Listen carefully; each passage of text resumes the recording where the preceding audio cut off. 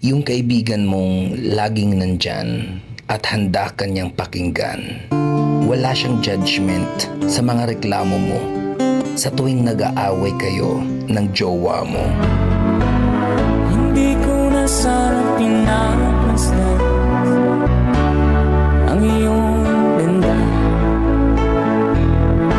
at hindi na rin pinansin pa bawat ngiti mong may gayon.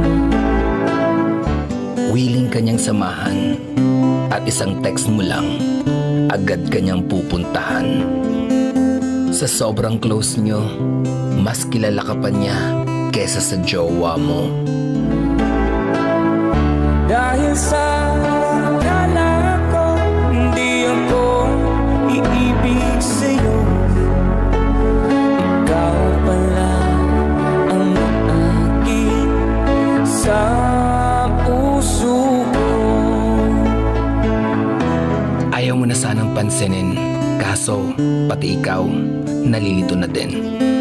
Mas nag-open up ka pa sa kanya at mas marami siyang alam na sikreto mo kesa sa sarili mong jowa.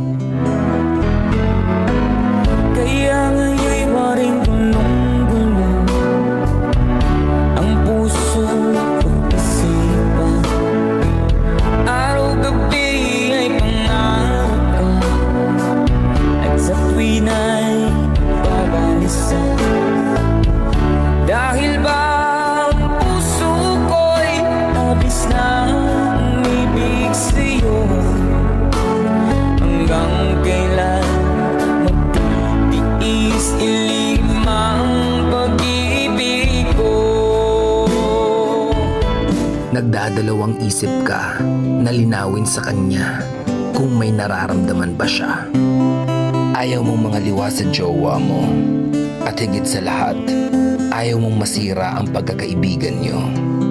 Medyo napapadalas na ang away ninyong magjowa, lalo na nung nalaman mong nagko-communicate na ulit sila ng ex niya.